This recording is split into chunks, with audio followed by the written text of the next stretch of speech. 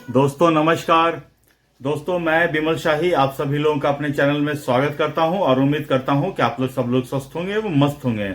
सभी राष्ट्रवादियों सनातनियों से ये निवेदन रहेगा कि आप लोग मेरे चैनल को सब्सक्राइब कर लीजिए और वीडियो को लाइक एवं शेयर भी कीजिए। दोस्तों आज हम लोग बात करने वाले हैं बिहार विधानसभा चुनाव 2025 के बारे में और उसमें से भी महागठबंधन के बारे में बात करेंगे। जी हाँ दोस्तों, महागठबंधन में महासंग्राम हो रहा है और ये महासंग्राम मूलतः दो विषयों पर हो रहा है।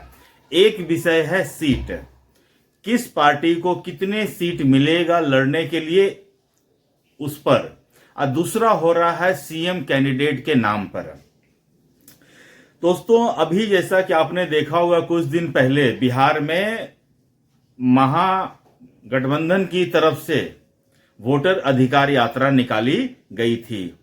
उसमें राहुल गांधी और तेजस्वी यादव और क्या नाम है उसका, मुकेश साहनी और लेफ्ट की पार्टियों ने मिलकर 16 दिनों में 23 जिलों की यात्रा की।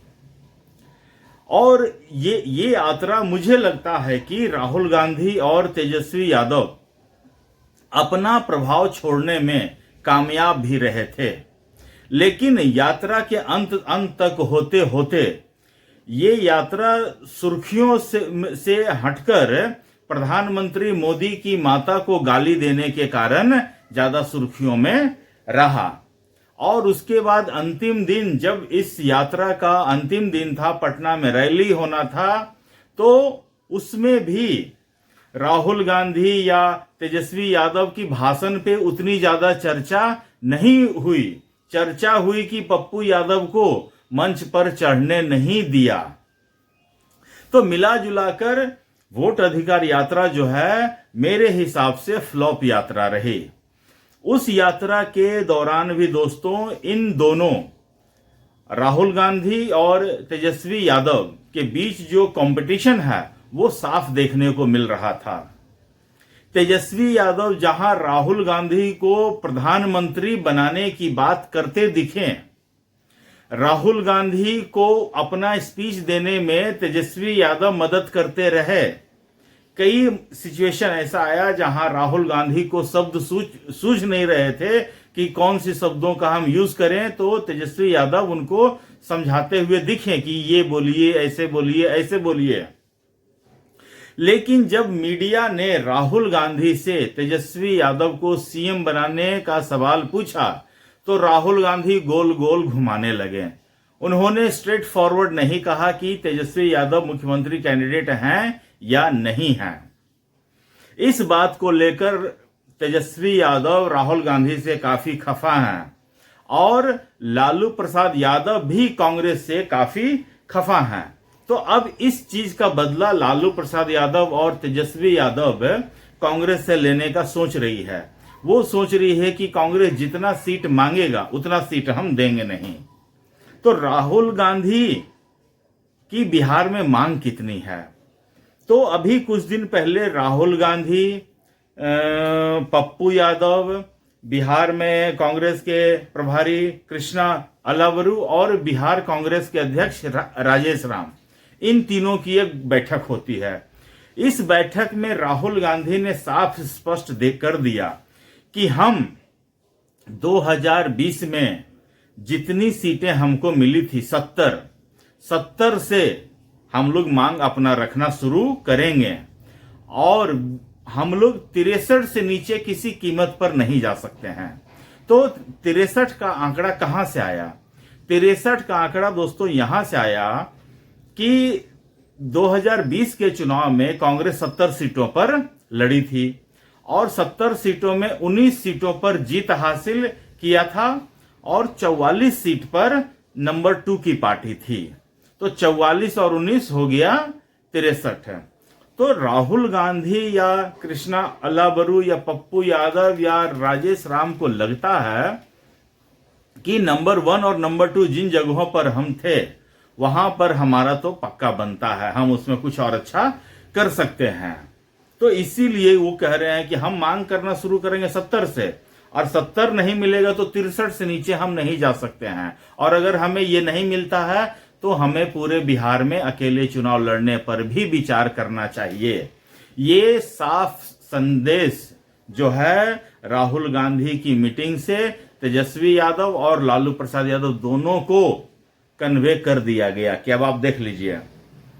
उसके बाद दोस्तों लालू प्रसाद यादव ने अब घबराहट में किया कि धमकाने के पर्पज से किया, सोनिया गांधी को फोन कर दिए। सोनिया गांधी को फोन किए, बोले कि देखिए अब आप मतलब कि सीटों के बारे में बातें कर लीजिए। तो सोनिया गांधी ने साफ लालू को मना कर दिया, कहा कि देखिए बिहार मामले में आप हमसे बात मत कीजिए, बिहार मामला देख रहे हैं राहुल गांधी, आप राहुल गांधी और प्रियंका गांधी से ही बात कीजिए। ये लालू को लगता है कि कांग्रेस हमें बहुत भाव देने लगी है। मैं आज भी लिखकर कहीं दे सकता हूं कि अगर कांग्रेस किसी स्टेट में, मान लीजिए बिहार में ही थोड़ी सी मजबूत हो गई तो वो लालू प्रसाद यादव को इतना सा रत्ती भर भाव देने की सिचुएशन में नहीं रहेंगे। और लालू यादव को लगता है कि कांग्रेस सोनिया गांधी उसके मतलब कि बहुत हमें सपोर्ट करती हैं। सपोर्ट इसलिए कर रही है क्योंकि कांग्रेस को बिहार में अपने आप को स्टैब्लिश करना है फिर से, इसीलिए सपोर्ट कर रही हैं।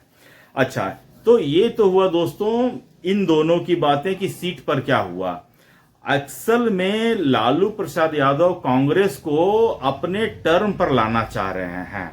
लालू प्रसाद यादव ये कन्वे करना चाह रहे हैं कि आप हमारे लड़के को, तेजस्वी यादव को सीएम कैंडिडेट घोषित कीजिए तो हम आपकी मांग पर विचार कर सकते हैं। और देखिए दोस्तों, अगर, और कांग्रेस क्या सोच रही है, कांग्रेस सोच रही है कि अगर हम तेजस्वी यादव को सीएम कैंडिडेट घोषित कर दिए तो बिहार में डायरेक्ट नीतीश कुमार वर्सेस तेजस्वी यादव हो जाएगा। और तेजस्वी यादव मैट्रिक फेल हैं और नीतीश कुमार एक बहुत बड़े नेता हैं, इंजीनियर हैं, तो ये सीधी टक्कर में तेजस्वी यादव कहीं टिकते नहीं हैं। इस टकराव से कांग्रेस पूरे महागठबंधन को बचाना चाह रही है। अब वो कि अपने प्रयास में कांग्रेस कितना सफल हो पाती है ये तो देखने वाली बात रहेगी। लेकिन कांग्रेस भी पांव फूक फूक कर रख रही है, तेजस्वी यादव भी पांव फूक फूक कर रख रही है। तेजस्वी यादव और कांग्रेस ये दोनों सीटों के मामले में कॉम्प्रोमाइज नहीं करना चाह रहे हैं। उधर मुकेश साहनी भी सीट के मामले में और डिप्टी सीएम के मामले में कॉम्प्रोमाइज करते हुए दिख नहीं रहे हैं। मुकेश साहनी का तो साफ कहना है कि पिछले बार हम 11 सीट पे लड़े थे, इस बार हम कम से कम 20 सीट हमको मिलना चाहिए। मांग तो रहे हैं वो 40, लेकिन जो मांग रहे हैं उनसे उनको मिल नहीं जाएगा।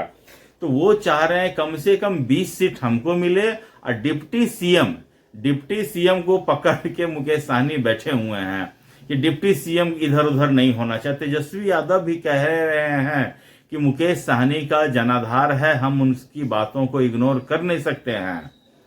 अच्छा, उसके बाद लेफ्ट ने भी 60 सीटों की मांग कर दी है। तो अब तेजस्वी यादव क्या अपना जमीन बेच के सीट देंगे? तो सीट की संख्या तो है 243, उसी 243 में ही सबको सीट बांटना है। और तेजस्वी यादव चाह रहे हैं कि 243 में 143 पर हम अकेले लड़ें, बाकी 100 सीट में इन चारों पार्टियों को, हम पांचों पार्टियां, 3 लेफ्ट की पार्टी, एक मुकेश साहनी की पार्टी और एक कांग्रेस है, इन तीनों को 100 सीटों में हम निपटा दें। तो इन 100 सीटों में अगर 60 सीट कांग्रेस को देती हैं तो बचा 40 सीट। 40 सीट में अगर आप मुकेश साहनी और लेफ्ट की 3 पार्टियां को अगर 10-10 सीट भी देते हैं तो कम पड़ जाएगा। तो मुझे लगता है कि अंत में कुर्बानी लालू प्रसाद यादव, तेजस्वी यादव को ही देना पड़ेगा। अगर कांग्रेस इस बात को मान जाती है कि चलिए ठीक है, हम तेजस्वी यादव को सीएम कैंडिडेट घोषित कर देते हैं, एक प्रेस कॉन्फ्रेंस करेंगे और कह देंगे कि भैया हमारे महागठबंधन की तरफ से सीएम फेस रहेंगे तेजस्वी यादव, ये कह देंगे और इसके बदले में वो 70 सीट या जो भी जितने भी 63 सीट या 65 सीट अपनी बात वो मनवा लेंगे। तो ये पूरा महासंग्राम की गाथा है। अब देखिए महागठबंधन जो है इस महासंग्राम से कब तक उबर पाती है। आपको क्या लगता है दोस्तों, महागठबंधन में कांग्रेस की भूमिका आप बताइए कि कांग्रेस को कितनी सीट मिलनी चाहिए और कितनी सीट पर कांग्रेस को मान जाना चाहिए। तब तक के लिए आप अपना ख्याल रखिए, स्वस्थ रहिए, मस्त रहिए। नमस्कार, बाय।